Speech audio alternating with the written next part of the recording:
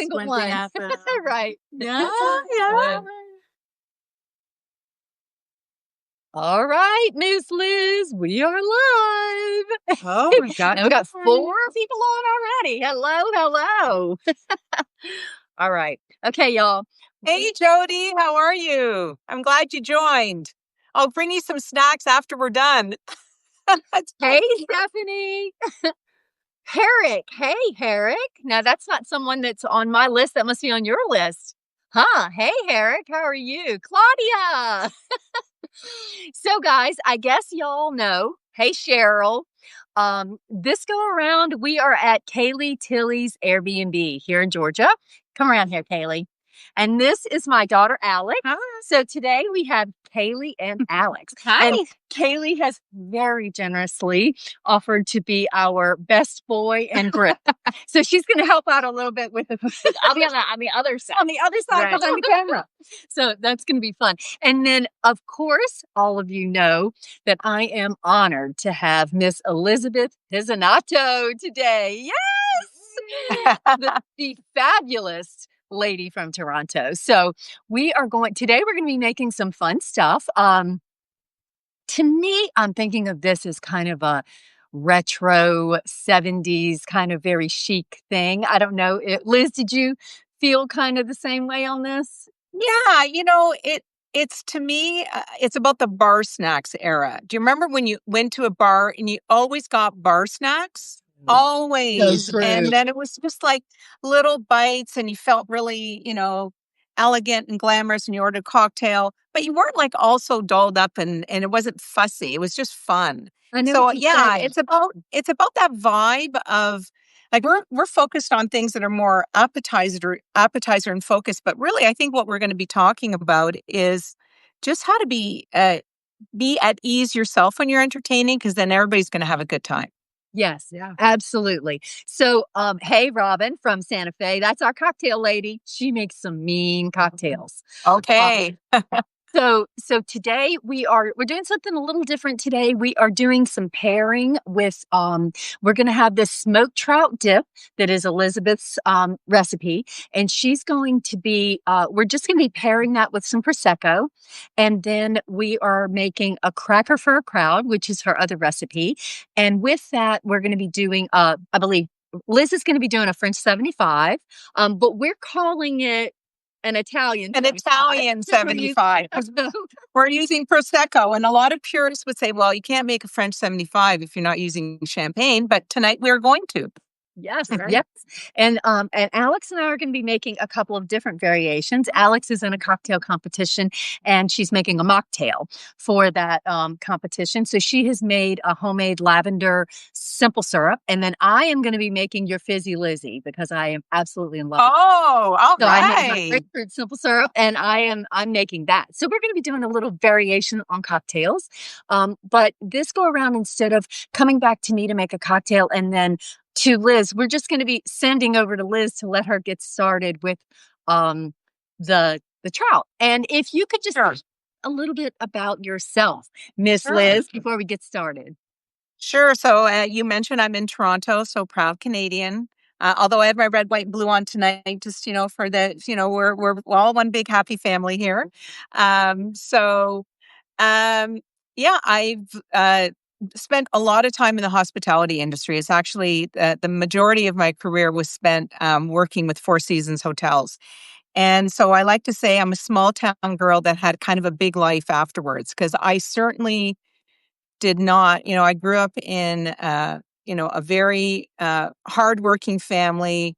Parents worked really hard. We didn't have, we were 5 people in a small house. So Yeah. actually that contrast, I think, has really solidified for me what hospitality is about. It's not about fancy, and it's about feeling comfortable and at home. So I've spent my career, I was doing marketing there, and I still am marketing for a completely different industry now. But I do this off the side of my table, if you will. But I find that this is what I love. This is the cooking and doing my Substack newsletter and all that stuff. Just gives me energy. So, Well, we're so so glad that's what I'm you're- about. I am thrilled because this lady and I have had so much fun, like just Zooming with each other, planning and looking at the retreat. And she's helped me so much with all of that. So, hey, Pam. And I want to say hey to Betty Williams. I saw she came on. Y'all forgive me if I miss any of you because this phone is further away from me than usual, and I might miss some of you, but I'm going to try to tap that screen and get back and say hello to everybody. Thank y'all all for joining us today. Before we get started, I want to just say that we are doing a food writers retreat. Most of you probably know about this, but it's going to be in March in Pennsylvania. And a lot of the people that will be on here today are probably going. We have just 2 beds left. So if anyone's interested, reach out to me, just DM, and I can give you information on that and answer any questions. So, all We're gonna right, have Miss fun. Liz. So y'all should come out. All right. Yeah. Okay. It So is I'm on to you. Tell us what we're doing, Miss Liz. woo! First, I'm going to say a word about Prosecco before we get started. I'm going to pour myself a little glass of Prosecco because, as you said, Jen, it's the perfect drink with the smoked trout dip because smoked trout dip tends to be really salty, delicious, but it's salty. It's got that seafood taste, and the bubbles of a Prosecco really, really go well with that. So Prosecco has a reputation for kind of being a cheap and cheerful drink, which it can be, and it is, and it's great. But I do want to just say a couple quick words. This is my last bottle of this, so I'm not going to open it tonight. And it's special. It's special for me, not because it's super expensive. I don't know how much this would be in the U.S., but this is like I don't know, $25 bottle of Prosecco, so maybe be like 20 in the US. However, what makes it very special is it's from Valdobbiadene, which is the wine, it's the Prosecco growing region. And this one happens to be from the hometown where my father was born.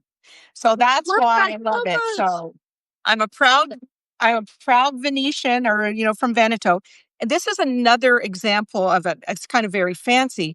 What you want to look for if you're looking for a really top-notch Prosecco is something that is DOCG. So a lot of Italian wines, like all appellations, France, and so on, have designations. DOC is it means it's approved. It's made in the method of.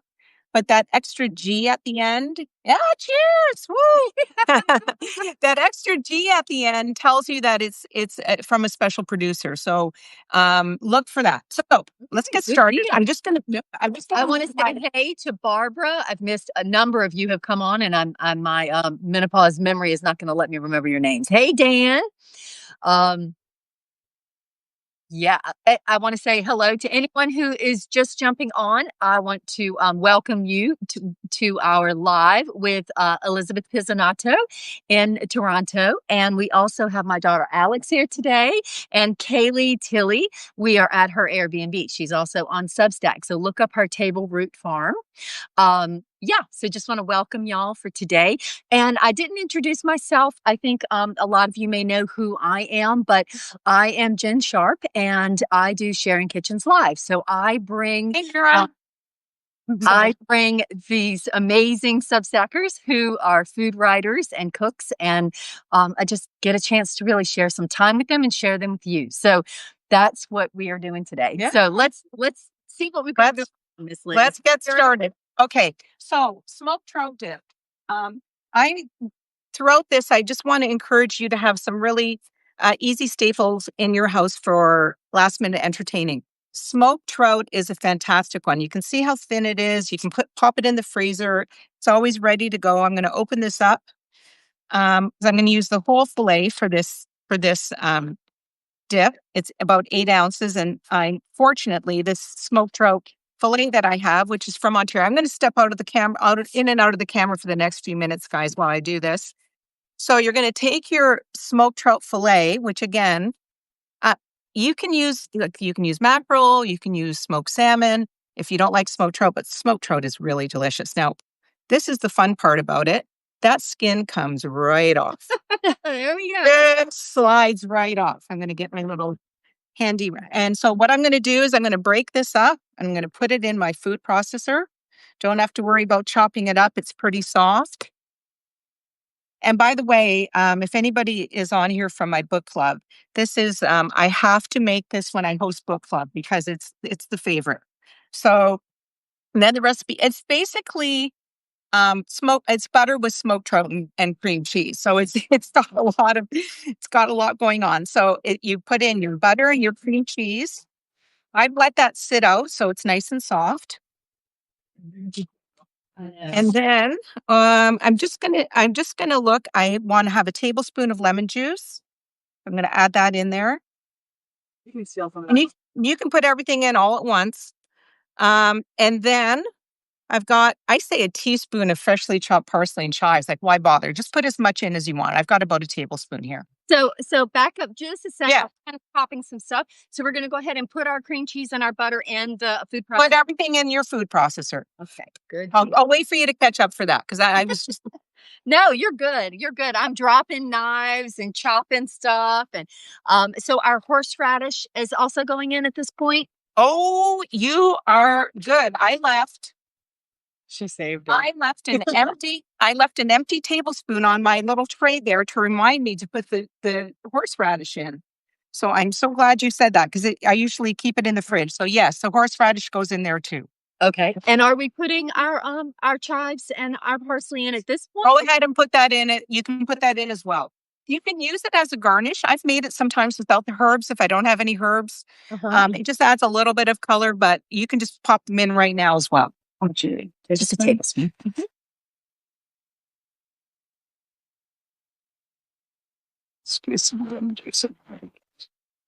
All right. Is that everything? I think that's everything. And then do we go ahead and put our salt and pepper or some of that anyway? I like to leave that last. So you could put a little bit of pepper in now for sure, but it is salty. So I quite often find I don't need to add salt. Okay. So, yeah, that's a good idea to add a little bit of pepper, but the salt and pepper is kind of incidental. I mean, I'm somebody who likes salt. And I find that I don't add a lot of salt to this or anything really at all. So, Okay. okay. So we're ready. I'm whizzing this.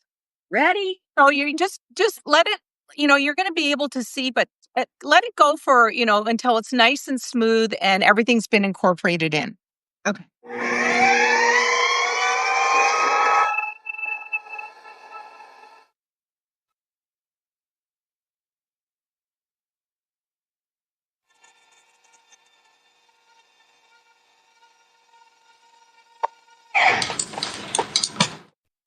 If you want, you can stop. I think that might be what you're doing and push it down with your spatula. Just make sure everything's not sticking to the side.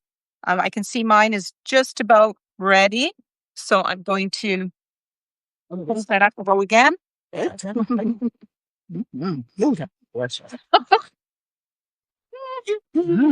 think she's going to put on this. Oh, perfect. Okay. Thank you, though. I'm using your beautiful plate. Oh.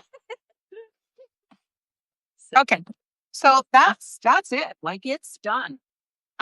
So now I've got a plate prepared here that I'm going to put it in. I'll show it to you in a second. But what I like to do with this, yeah, you can see with your spatula that it's nice and smooth, that you don't have chunks of smoked trout.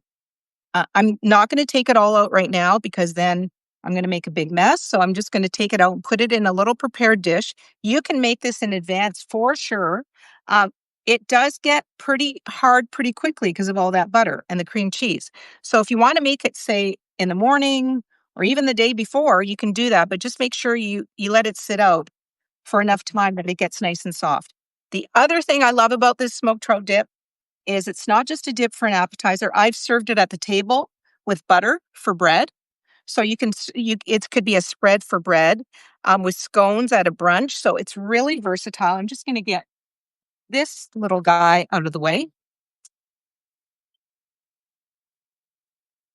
And then you're going to see my fancy little plate, which I love because it is really for people so many people now don't eat gluten.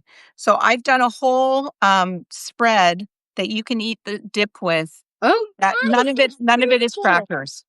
So this is an example of one of these. Like, I'm a collector of things. Jen knows that. I've got all kinds of old china everywhere. I bought this, I don't know, from some sort of vintage shop. So that the little bunny is adhered. This little dish belonged to my husband's grandmother. This dish is adhered. So it's one of the things, these are the kinds of things that give me joy. Yes, I have love one that it. I got from a garage sale or something, and I call it my cursed Santa plate because he's like laying down like this, but it's so cute. It has like reindeer and wreaths, and it's a dip a platter, and it's so cute. But it does look a little cursed. So we do call it the cursed Santa, but I adore it. I think it's great.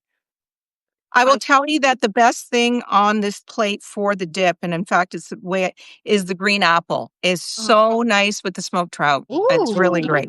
Really good. Okay, Nice so and fresh.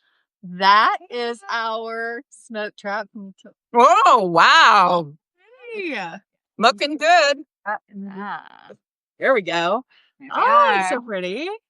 Looks amazing. Hi, Anita. How are you? So this is our dinner for tonight. Yeah. Great. Okay, I have to tell you that we normally go out for dinner on Friday. We normally go for dinner on Friday nights, and I said to Richard, in about an hour, I'm going to bring you a whole bunch of snacks, and it's going to be snacks and prosecco for dinner tonight. I love it. I love it. This is delicious, guys. Is there anybody who's cooking tonight? Anybody that's cooking with us, let us know on the screen.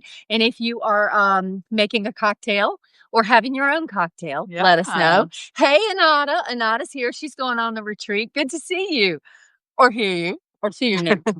Happy you're here. You're here. That's the ticket. But one other thing, I talked about easy. I just put this together just to show people that a little bowl, this is back to bar snacks, bowl of chips, olives. These are really great dates that I stuff with walnuts and fennel seeds and then just make them warm.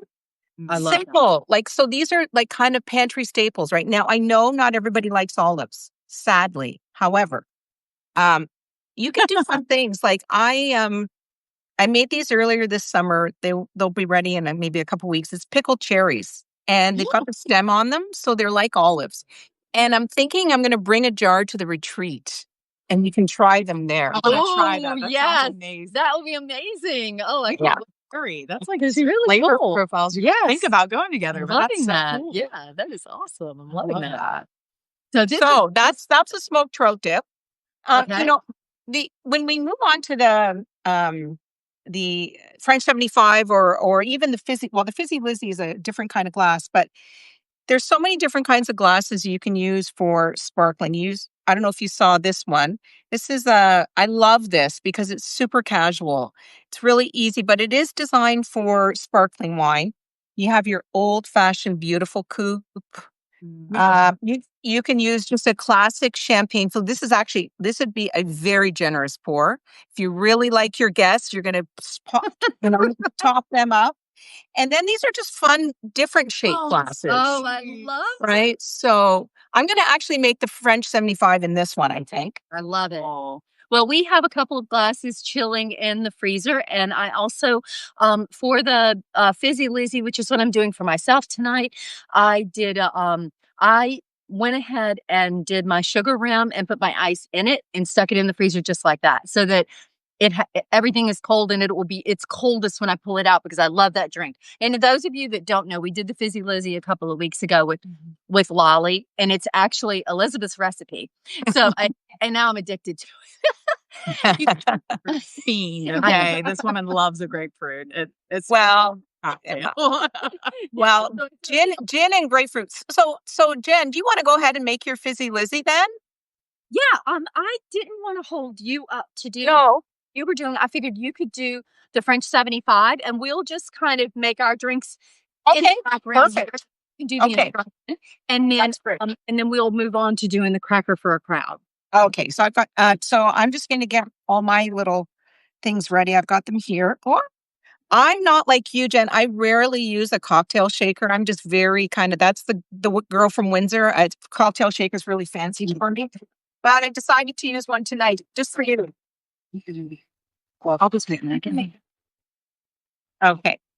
So the French 75 is the classic drink is gin, lemon juice, simple syrup, and typically champagne. That's why we're calling it an Italian 75. I'm going to go ahead and put my gin, lemon juice, and simple syrup in the shaker. Put the top on so it doesn't go flying everywhere. Well, we are over here doing we're doing I don't have lime, so I'm gonna be using lemon for the fizzy Oh, great.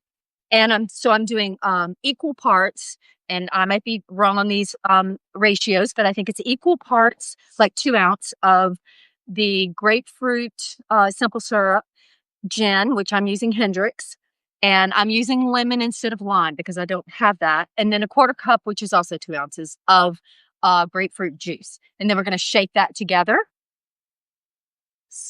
It's nice and not thicker. I guess you say that wherever and whenever. I like it better first. Okay, so is anybody making anything with us? I'm sorry I can't see this screen, I guys. can read it. I don't think so. I don't think anybody has said anything. So here I am. I'm ready to top my French 75 ingredients with my Prosecco. Beautiful. So our Italian 75. Yes. Oh, and one thing to show you, and I just, there it goes. Just spilling a little bit. But if you're making a few drinks just for yourself, you can buy little half bottles of champagne and not have so that's the thing about sparkling wine. People think, oh, I don't want to open a full bottle, although Right. nothing wrong with that. I'm just saying nothing wrong with that. But if you a glass or two, and it feels wasteful to open a whole bottle, especially if exactly. So here's my French 75. I'm just going to put a little twist of lemon. Okay. Hi, Rebecca. Hey, Rebecca. She's here. Rebecca's in the house. Rebecca is in the house. I don't nearly do my garnishes as nicely and prettily as Jen does, so I'm just kind of faking it here. I usually just start downing it. But here's the French 75. Where are you guys at? I'm going to wait for you to finish. And then we're going to do a toast. Okay, so you don't have the cocktail done, but y'all do a toast, and then Kaylee and I will toast. Yep. I'm going to make Kaylee's drink. Okay. Yeah. Okay, let me add a little bit of I don't have I accidentally bought the club soda with salt. So we're not using that. So for those of you who don't realize these things, but I didn't. I just was looking for Topo Chico and they didn't have it, and I picked up Fever Tree and it was with sodium. So I'm going to use LaCroix because you can use any of the citrus, lime, lemon, orange, and it's delightful. Love it. As I will put a little bit of that as a garnish. I figured. Just lavender, rosemary. All right. I am coming, Miss Liz. Here I am. I'm almost there. Right, all right. It's good. I'm getting myself set up for my cracker, so it's all good. Okay, well, I will tell y'all about my mocktail after you guys. All right. All right. Here's to smoked trout dip. Salud. Salud. Chin chin. Right. Chin chin, that's right. Well, I have been that is good. To be asked to do a mocktail competition in the town I live in. And so I've decided to kind of do a riff on my mom's Boho 76 recipe.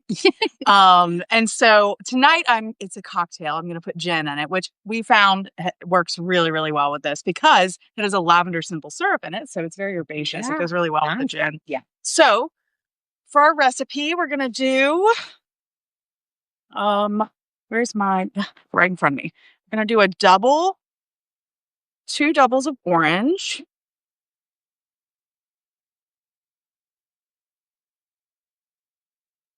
And I'm actually I'm going to do 3 since I'm making 2 drinks. We're going to do 3 orange. We're going to do, let's see if you can see. Yeah, I can move over. Yeah, we can see you. Okay. You see me okay? All right. There. Yeah. I do a couple of these little guys of gin. Not too much gin. You don't want it to overtake the drink. Right? Mama, will you work on sugar rims? Yes. For our glasses in there. Okay. Then we're going to take lavender simple syrup. Super easy. It's a cup of sugar to a cup of water.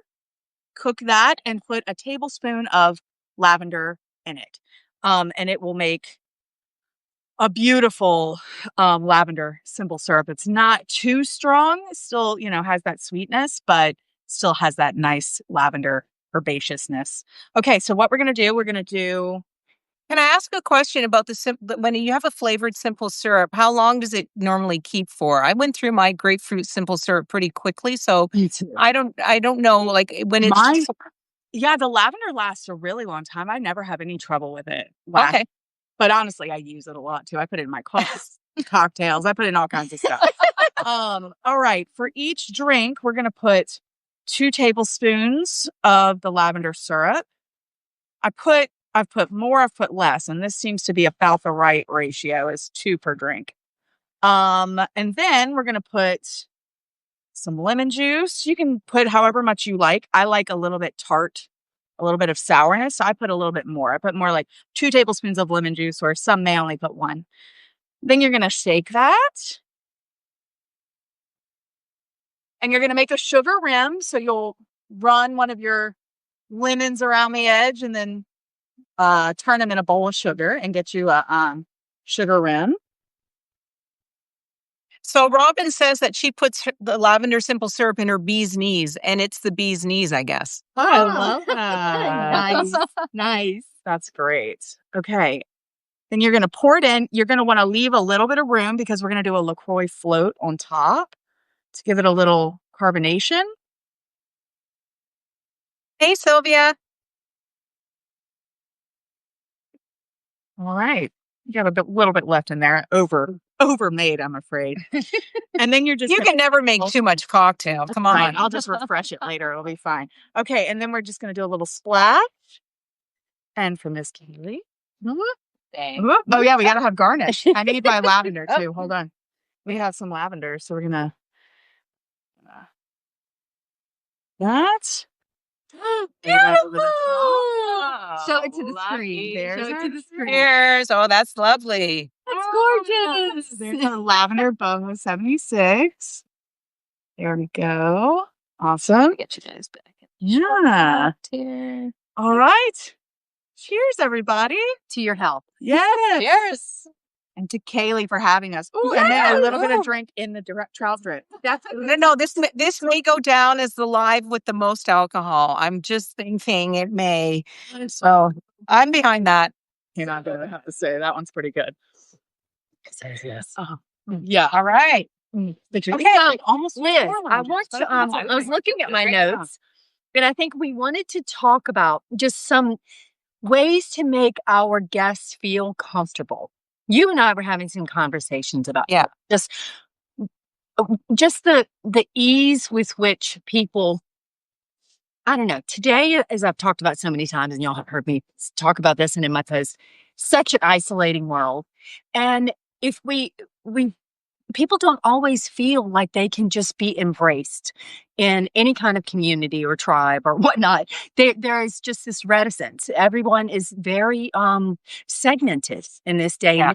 So we really want to make people feel welcome and let them know that there is a group. Here on Substack, we have a group. Or welcome, and anyone you have is welcome. But also just your guests that you have or people that you want to invite to your home, ways that you can make them feel not intimidated. Liz and I had a conversation about this. So yeah, I was thinking about this, and so we've been married a long time, and we don't have kids, so we love to have people over. And if I think back to my early days when we had, even before we had our first house, we had like a closet-sized kitchen in our first apartment. And even then, I just had this idea that every dish had to impress. So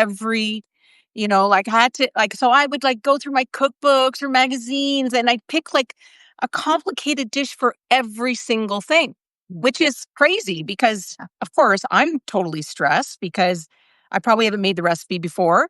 And then I'm trying to get it all to the table together and all that kind of stuff. And it was really when I was at somebody who's a very dear friend now. She had a cooking school for many, many years in Toronto, and she's a well-known, well-regarded cookbook author, Bonnie Stern. So well before I became friends with her, I was taking a class at her school, and there's, about 20 people. And as she's cooking, she says, ask me questions, ask me anything. So one of the participants said, how do you get, when you have people over for dinner, how do you get the plates to the table all at the same time so they're hot? Mhm. And I'm like I'm waiting to write down the secret. And she said, people are just so happy not to be cooking and to be in your company. They don't care if the plates are hot or not. And that just was like, and it just kind of changed everything for me. Yeah. It changed the way I approached how easy I was making it on myself. So I guess kind of one of my cardinal rules, and there's certain times when you want to go over the top and you want to have a very special a dinner for a special occasion. Sure.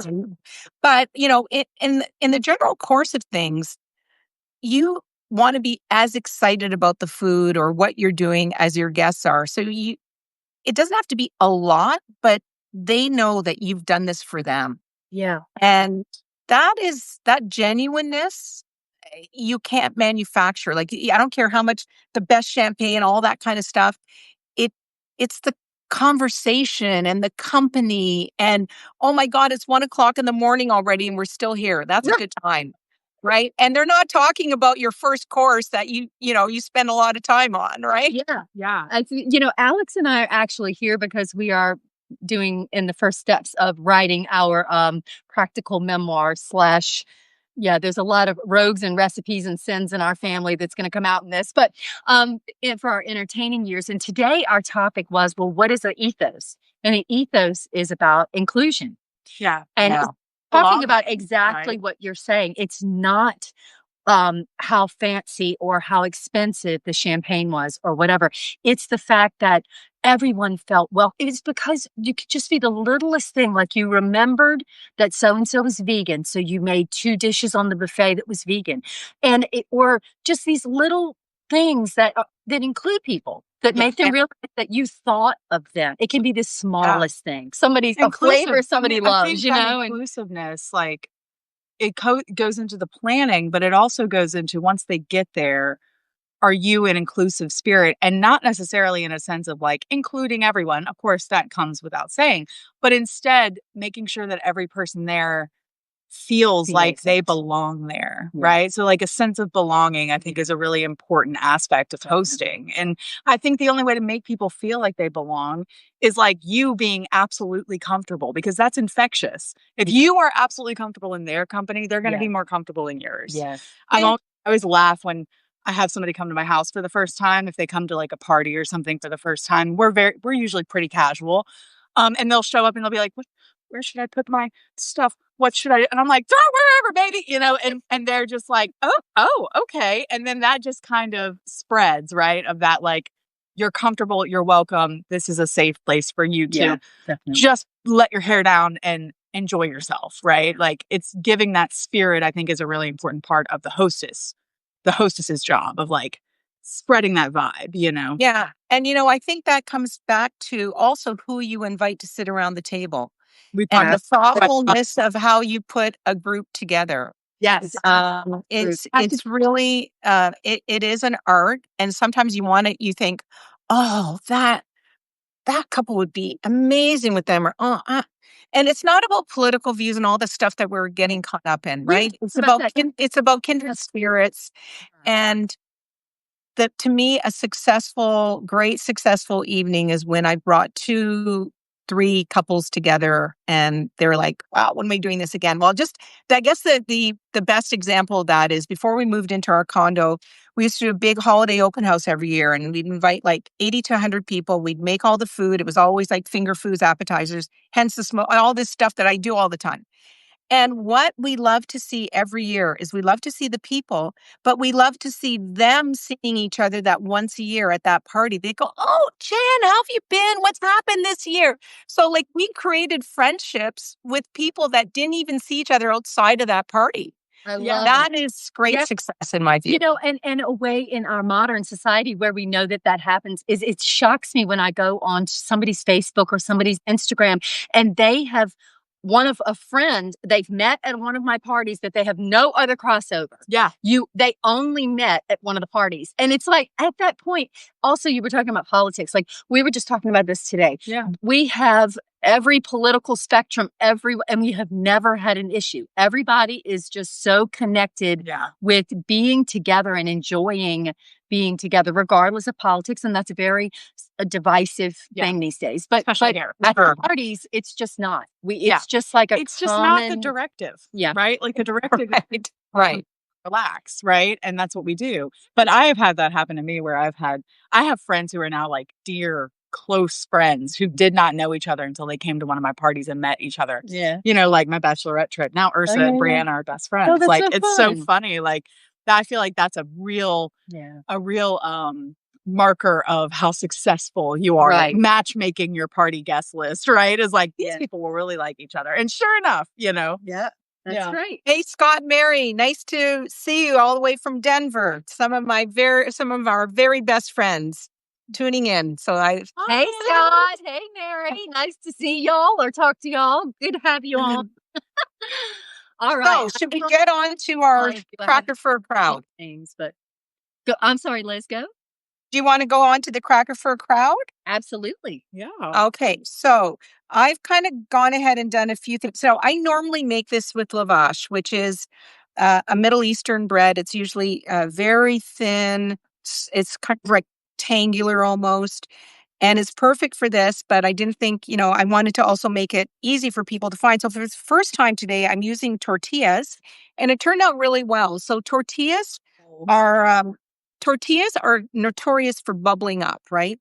So what you're supposed to do is you're supposed to take now I like to do them in squares. Like this is an untoasted tortilla. So you can see this is the shape I normally like to do because it's easy to kind of break apart. But I thought, let's really try it with the tortilla. And I discovered a trick by accident, which I'm happy I discovered. So you oil the tortilla on one side, you pop it in the oven, and you're supposed to keep it in there for 6 to 8 minutes. And I thought, you know what? I'm going to check after 3 minutes to see what's happening there. And sure enough, it was really bubbling up. So first of all, I noticed that I had to put oil to the very edge because the edges that weren't oiled were curling up. So you have to oil the whole thing, and not a lot of oil, just a brush.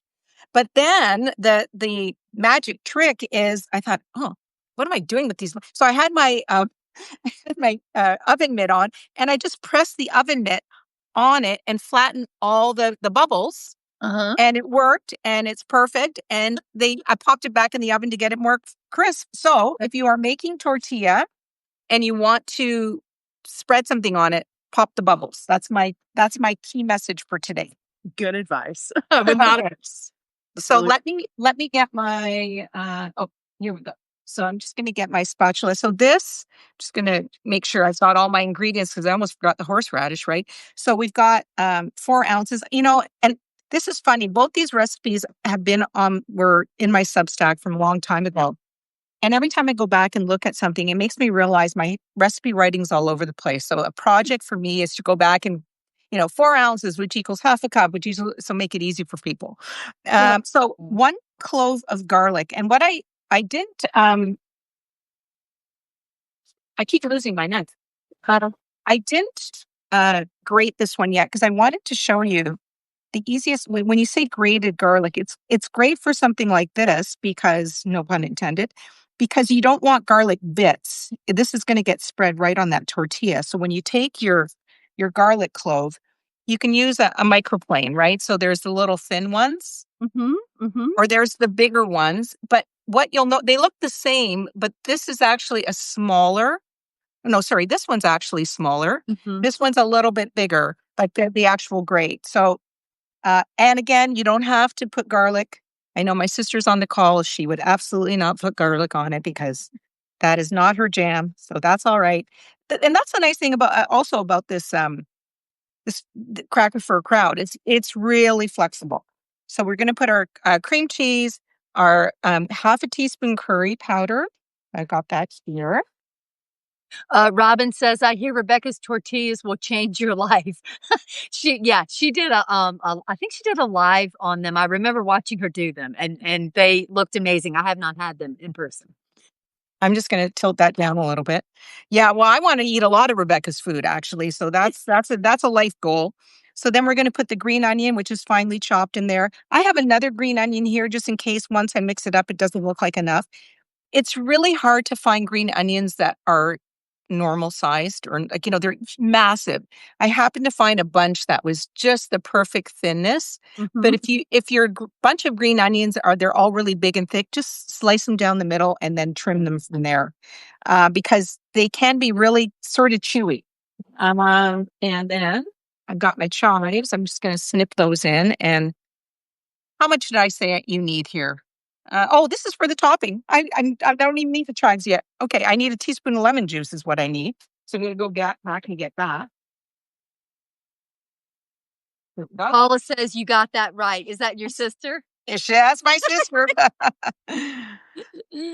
Hey, Paula. I saw pictures of you. So we got the teaspoon, and this I would definitely put a pinch of salt in. And I use just a fine sea salt as opposed to even kosher salt, just because you want it. So just a little pinch. Again, cream cheese can be salty, so you're just gonna mash this all together. And this cream cheese has been sitting out here. I don't know if you can see that, but this cream cheese has been sitting out here. It's nice and room temperature, so Mhm. it's really soft. Everything's combining really nicely. And you do it in a small bowl. Make sure you get all the little bits of curry. So curry, some people don't like curry, so you might want to do cumin. You might want to do fennel. You just think about what flavors you like. This with the curry has just a really nice taste, and with those other ingredients. So there it is. It's just really simple. Yeah. It's just a simple spread. So the tricky part, or not so tricky, but the slow part is to make sure you're spreading this slowly so you don't break whatever it is that you're spreading it on. So I'm just going to move that down a little bit. So you don't want it to be super thick, right? You want it to kind of coat the top.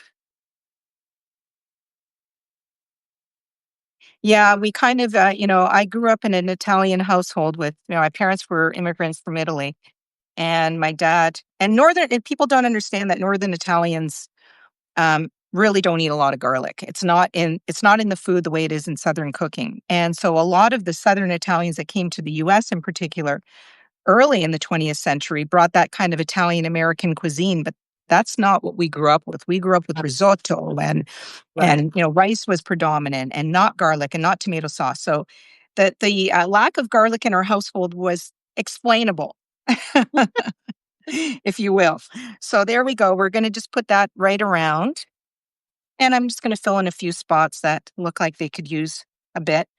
Now, you can, as I said earlier, you can definitely do them in even smaller pieces than this if you want to serve individual servings. So now I'm going to dress it up. So I'm going to start with and you want the cucumber slices to be really thin. So I'm Right. just going to start putting and this is where you can kind of have fun. This is your palette. Your palette is the cracker, Mhm. and it doesn't have to be even. You don't have. I have a lot here, so we don't have to use it all. Then I have radishes. Radishes are polarizing. Not everybody likes them. So that's again where you might want to make a decision. Oh, I'm not going to. But if they're really thin, this has a purple edge. I don't know if you can see that. It's Yes. so pretty. They're so beautiful. Right. They're really beautiful. And even I've served this to people who don't really care for radishes. And because you've got this kind of mix of flavors, and I'm going to put a bunch of fresh herbs on this in a minute. It's phenomenal. So radishes are spicy. That's why people tend Yeah. to not like them, because they're pretty assertive. But you've got the cool cucumber, and also if you do like radishes, pay attention to which ones are less spicy, because they're not all the same. Especially when they're in season, they tend to be a lot less assertive, let's say. So there we go. I'm going to just leave it like that because I'm now going to finish dressing it. I think what I'm going to do is I'm now going to put a little bit of Maldon salt on before I put my herbs. I don't want that salt to be sitting on top. So I'm just going to sprinkle a wee little bit just to give it some crunch. Just not a whole lot. And then I was really happy when I went to the garden tonight. So this is my basil, and they're little they're little baby leaves. So I don't have to break them apart. I can actually just put them on like that. And this is where you just let caution go to the wind. You throw Yeah. on the basil. I want to say hello to Giovanna's on Steve. Giovanna. Yes. All right. I've got some. Don't worry about it, Giovanna. You're good. I've got some parsley that I'm going to put. Again, think about the mix of flavors. I love dill on this. I didn't happen to have dill today, so it's not on here, but I do love dill, but not everybody loves it. So just a little bit of mint, because mint is also assertive. So now you've got a mix of a whole bunch of different flavors here. Yeah. I always end with the tarragon because it's pretty. It's like long fronds, and it kind of finishes it off. It's like, red Beautiful. lipstick. So I'm just going to take that off. As you can tell, I love red lipstick. So I'm just going to scatter that on. And And hey, tarragon. I want to And say tarragon. hello. Jess just joined. Jess, what time is it over there? She's in Vietnam. Oh, wow. So Gosh. the one I did with Coco was with her. Yes, with Jess. Yes, she's Yeah, so cute. she's so precious. Yeah, she's adorable. And now I'm going to finish with my chives. Jess, you and we're the red lipstick girls of the Substack crowd. Sorry, these things scroll so fast. Yeah. So I'm going to finish with a little bit of chives. That's beautiful, Elizabeth. Oh, it's gorgeous. There you go. It's just really pretty. Looks And you can put it in the middle of a table, which I've done. I've done that especially if we're sitting at the bar and it's just another couple, because then it does get a little bit messy. But that's, again, back to making people feel comfortable. It's like, oh, I spilled it's meant to be broken. It's meant to kind of, be enjoyed. So you don't have to worry about that. This is not super crisp. But I can see already that if I start to break it apart over here, it's going to start breaking apart. And as I said earlier, I think I mentioned that I have used this at a brunch and served. So I've had this in the middle, and then I've also had that smoked trout dip that you can put on the scones. And then at the end, I always end up adding a lot more herbs because it's so pretty, right? Yeah. And I especially love these little baby basil leaves. So that's it. So there's your cracker for a crowd. Or for Richard and I after I get off this call. Oh, yeah. Oh, our dinner right here. This is amazing. I want to thank you so much for being here with us tonight, Elizabeth. I mean, you and I have been having so much fun planning this retreat, and this is just the topper on it. So I just thank you so much for doing this, and for me having Kaylee and Alex, it's just made it so fun.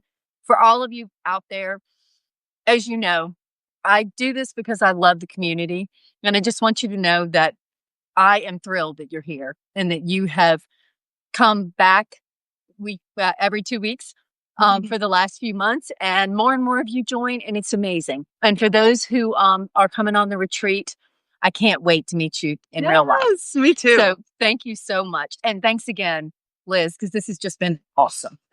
All right. Thank you, ladies. Have fun this weekend and good luck on the book development. Cheers. Thanks, everybody, for joining. Bye. Right. Sally. Thanks, guys. Bye-bye, guys. Bye. Yeah.